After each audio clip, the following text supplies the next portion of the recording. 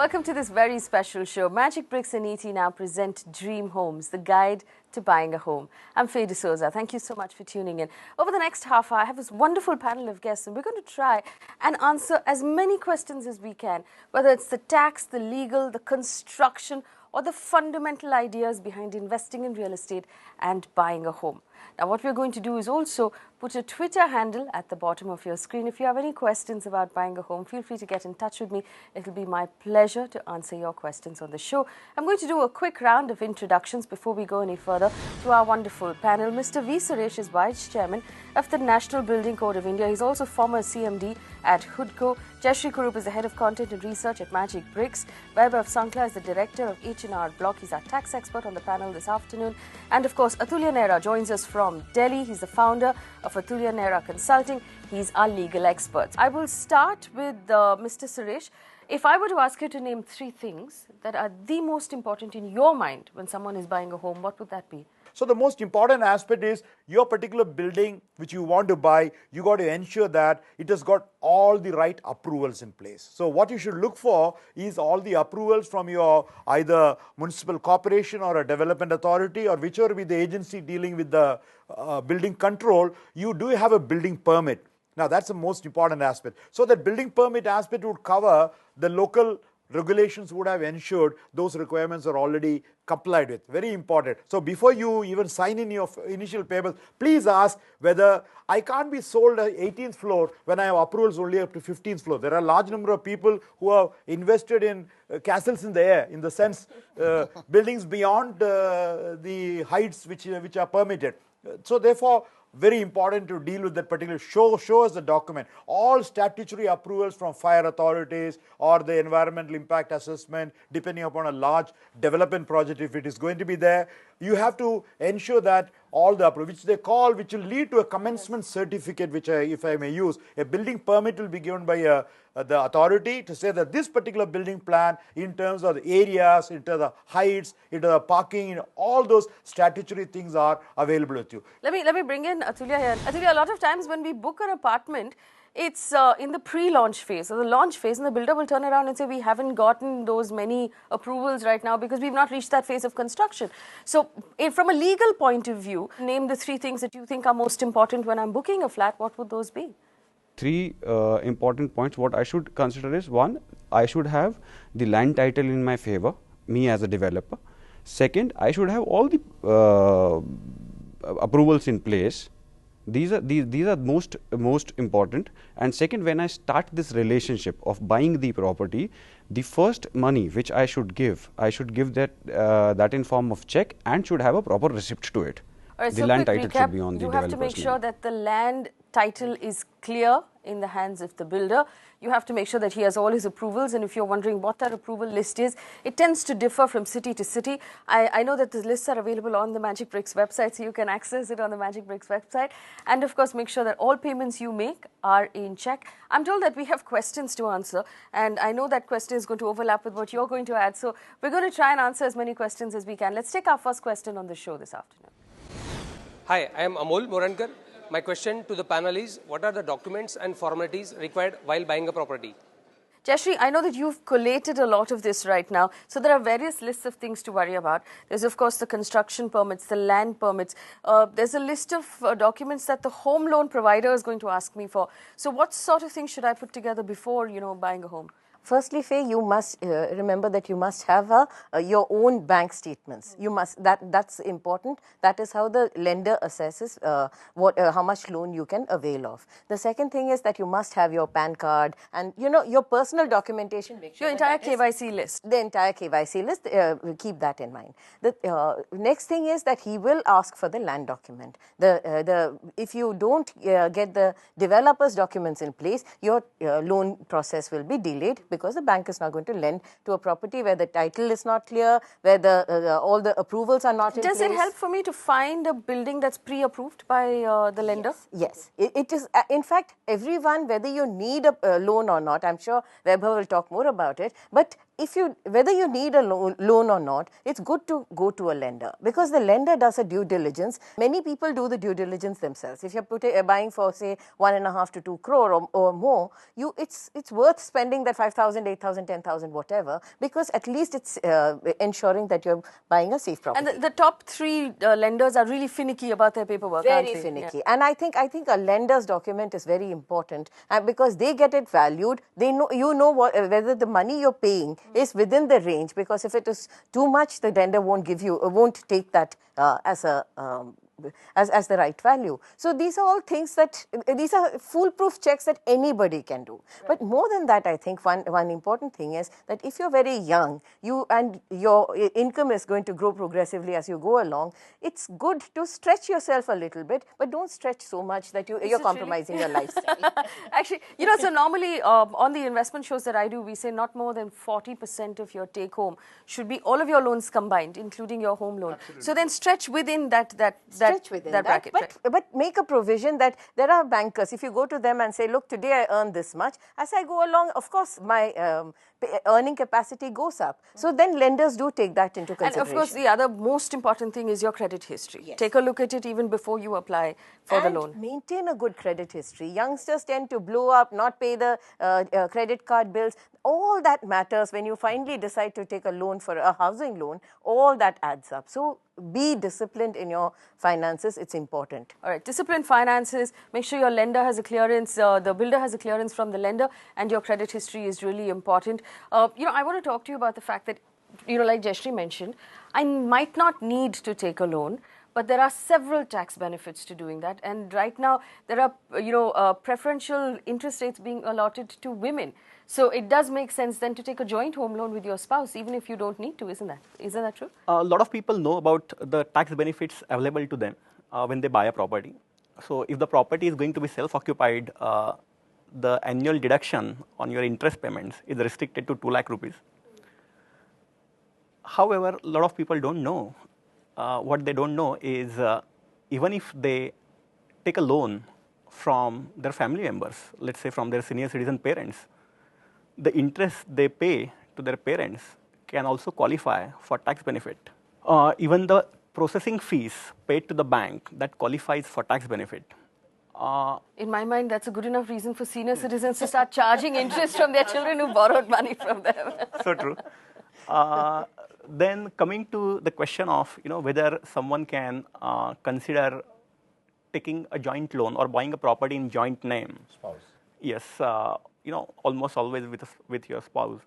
Then if both spouses are working and let's say both of them are in the highest tax bracket, then if the property is purchased in a joint name, and also if the EMIs are also repaid in an equal proportion, then both of them can claim interest deduction up to an amount of 2 lakh rupees. Absolutely.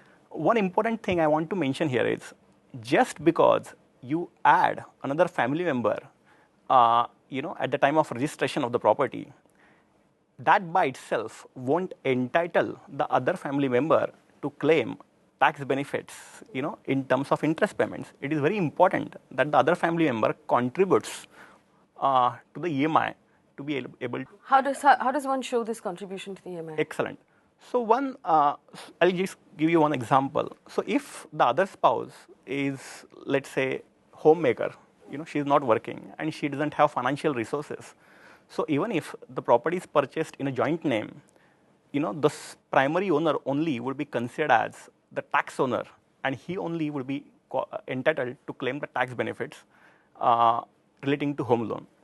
If both spouses are working, then should they have a joint account that the money goes out of? Yes, absolutely right. So what they can do is, typically banks prefer, to link only one account, for the home loan repayment. So either it can be a joint account where both spouses contribute, on a monthly basis, yes, an equivalent sum, so that it can be substantiated that both spouses are actually paying the EMI jointly in a particular ratio, and that can help to claim the tax benefit. All right, so that's really important. It's not just about registering it on both of your names. You have to both pay the EMIs as well. When we come back, we'll talk more about the tax and the legal aspects about buying a home. Don't go anywhere.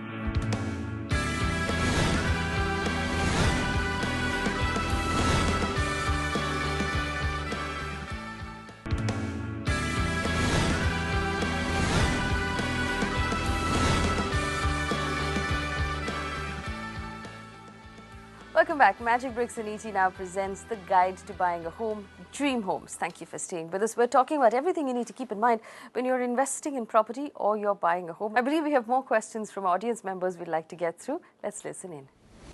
Hi, this is Shashank from Ahmedabad. I wanted to know, why is it necessary to invest in property, and is it a better investment than investing in stocks? That is really a typical question one would get from Ahmedabad, isn't it? This is the kind of question we get all the time, Faye. Just to make this interesting, I'm going to argue on behalf of stocks. So you can take the property end of it. Go on, make your case. Your gold available, stocks available, and real estate. So you got to take a call. In fact, Faye, I think it's a serious issue, and you should know why you're buying that property. For many people, it is that home to stay in, and for that you have to look for the livability, the quality of life it offers. Is it close to your workplace, and so on? If I'm buying a home to live in, that's my home. That's not an investment. I am not going to sell it if the price goes up. So technically, that's already lost the battle to stocks. I wouldn't compare it at all. But if we were to compare real estate purely as an investment, what return would I expect over the next, say, 10 years? On a steady basis, about 8-9% is what it offers you at any given point of time. Not guaranteed. Over a period of time. Real estate is never a 1-year, 2-year investment cycle. It has to be 5, 7, 8, even up to 10 years, depending on how the cycle moves. But I think in that period, between 8 and 15% per annum is what you can expect. No, so what I meant was, if I were to pick a fixed deposit, for example, I know for sure I'm going to get 8% or 8.5%. I don't know for sure that I'm going to get 8.5% on my real estate investment, because, like we know, there could be a subprime crisis in the US, and that would affect, the price of my home. But don't sell when the markets are down. Don't be emotional. If you're coming into real estate as an investor, don't be emotional about that investment. Be very, very practical. Get in when in the early cycles, and when the markets go up, in cash. There's the other point that I want to make, which is that of tax. If I were to invest in stocks, it would be entirely tax-free after 1 year, whereas I'm paying long-term or capital gains tax or short-term capital gains tax on property. So again, that argument sort of leans towards stocks at this point. Yeah, so there are 2 points. Yes. So one is, Jayashree mentioned about 8 to 9% returns, but I think what she meant was the capital appreciation. Yeah. In real estate, you also get additional yield on the regular basis on the rental in terms yield, of yes. rental. Yes. So it could be about 3% or so. So that adds to your return, and as the property prices appreciate, But you're not saying net of, say, maintenance, property tax, all of the other things that I have to keep in mind if I'm So you have to consider real estate. brokerage, maintenance, property tax. But even if you factor in all that, you would still be about 2.5% or so. And in addition, as the property prices go up, the rental yield, as a percentage of original cost go up. So what is 3% today could be probably 5% or 6% few years down the line, as the property prices appreciate. On the piece of taxation, what happens is, yes, if you sell the shares, the listed shares, after a year, the gains are entirely tax exempt. With the real estate also, if you are holding the property, if you have held the property for more than 3 years, as Jayashree mentioned, the intention should be to hold the property for a longer term. Yes. So then there are multiple options available for the investor, to avoid paying taxes. So one is reinvestment in another property. That is one option. 2, one can also invest in capital gain tax-saving bonds up to an amount of 50 lakh rupees to get an exemption from the capital gains. So there are ways you can avoid paying income tax even on the gains arising on sale of your property. All right. Atulya, I want to bring you in here on the legal aspect of it. Tell us what the difference is between investing in equity vis-a-vis investing in real estate. Where would you say the larger advantage is right now?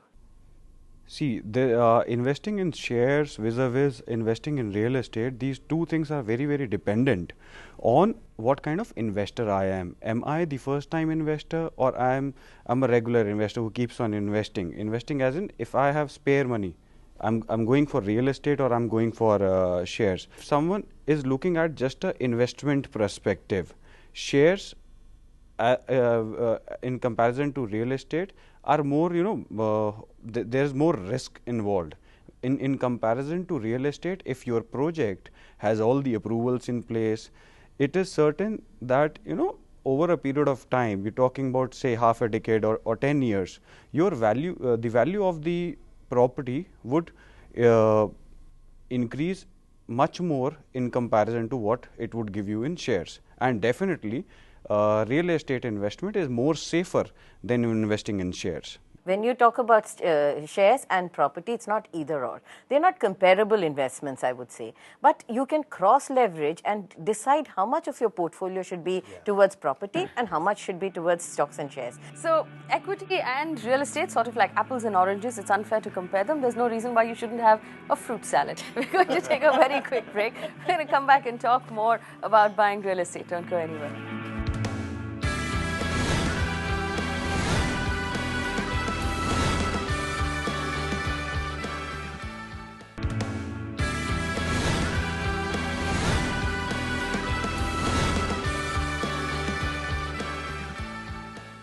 Welcome back. Easy Now and Magic Bricks presents Dream Homes, the guide to buying a home. We're trying to answer as many of your questions as we can about buying a home or investing in real estate. I believe we have more questions from audience members we'd like to get through. Let's listen in. Hi, my name is Ashish. My question for the panel is, what is better, taking a home on rent or buying it? So what's better than actually buying a home or living on rent? And if you live in the city of Mumbai and the rentals vis-a-vis the EMIs that you'll have to pay for the same house, if you compare it, it's almost ridiculous. I'm going to start from the tax angle where, you know, actually buying a home gives me a home loan tax benefit. If I stay on rent, there's HRA that I can claim on my salary. Which one would you say is better, living on rent or buying a home? So tax is a part of the decision. There are a lot of other considerations, of course.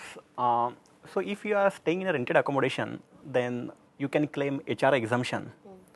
And if you have purchased a house and paying EMI, then you can claim interest deduction.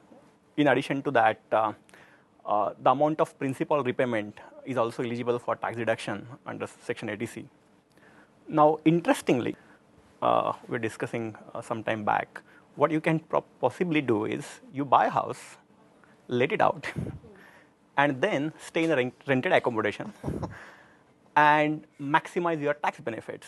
All right, so while that might seem like an emotionally very difficult decision to arrive at, for those of us who live in big cities, assume you cannot afford the ticket size that a Mumbai offers, you could possibly buy in Pune or in Bangalore, in Chennai, a city that you're emotionally connected to, and you could continue to live on rent in Mumbai, and that would then function for you. If I were to ask you rent versus buy, I know you lean towards buy a lot. Which one would you recommend? No, buy where you can, rent what you want to live in. You may not always be able to afford to buy where you would like to stay. For instance, I'd like to stay very close to my workplace. And if there are no new projects or projects that fit my ticket size, go and buy in the periphery or the suburbs where you can afford and you're not straining your finances. We've actually created a calculator on Magic Bricks in the advice section, and that's one of the best used tools on Magic Bricks because a lot of people have this query and it's good to at least create a starting point. All right, let's take another very quick question from one of our viewers who sent this in. Hi, my name is Neha Mishra. So my question to the panel is, what are the factors one should keep in mind while applying for a home loan? All right. So it always makes me very happy to hear from women who are buying homes and, you know, taking home loans. It just means that we're becoming stronger as a country. Jashri, do you want to take that? What should I keep in mind when, you know, applying for a home loan? There are many ways of doing it. There are some, you know, if it is linked to your salary account, many people like to take from a lender who, you know, who also the salary is disbursed into those accounts. And if that lender is giving you competitive rates, it's fine. There are many times when you say that, let me go with whoever's giving me, you can negotiate with lenders. If you have a good credit history, it's good to go talk to many lenders and get a good rate for yourself. A third thing is that if your lender is charging you a higher interest rate, you're an old borrower and your lender is charging you a higher interest rate, go and negotiate with other lenders. They're quite happy to take the loan away from the first lender and give it to you. So these are some of the basic things. Then, of course, all the documents that you need.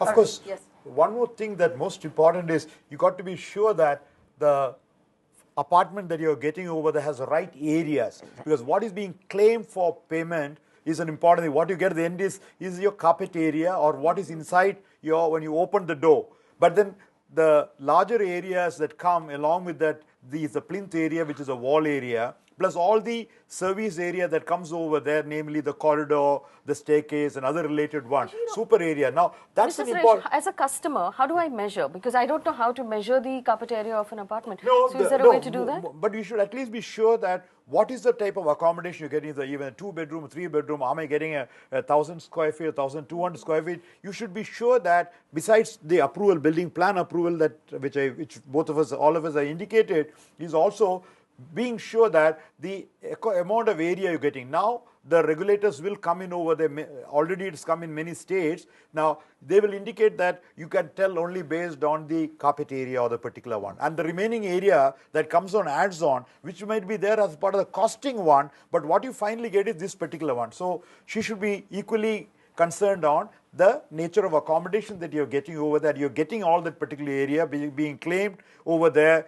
Of course, you can always get a thing from the concerned architect for the particular building, or anybody can indicate what is the amount of real areas, is in the balcony or in the corridors or in the other related actual room internal sizes, etc. can easily be evaluated. That's an important. At the end of the day, you're paying based on the square feet of your house. Your rates come in over there, so you should ensure that you are able to get the right square feet for which you're paying for. Actually, Faye, the important thing is, don't be scared to ask. It's your money, and if you're going out to buy, whether it is with the developer, whether it's with the architect, it's all right to ask questions because it's your money and you have to say in it. Okay, all right. We have time now to just get closing remarks from each of our panelists on buying a home. What advice would you give someone? What's the one thing they should keep in mind?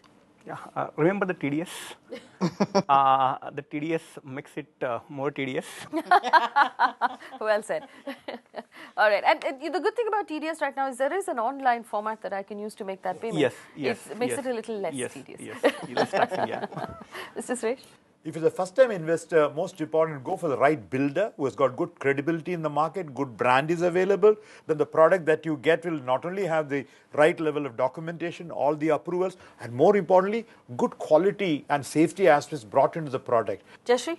One thing do your own research. Do your own research. Don't listen to my grandfather's friend's nephew told me to buy this. In fact, Faye, the reason why we put a guide together was because of the sheer range of questions that people were asking and many things that people were doing wrong. I think the best thing is there are tools available. The reason I created advice was there's so many. You can check out the locality rates. Check out whether that rate is within the range that the locality functions in. Check out the credibility of the developer, the type of property that you want, the neighborhood you want it in.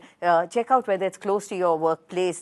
Does it have social infrastructure like schools, hospitals, educational institutions, recreational Flood centers? in the rain, and what is traffic like? Absolutely. Traffic can be a killer. Low-lying area, never take that. You know, there will be many properties. Absolutely. But do your own research. Atulya, final comments. What should we keep in mind?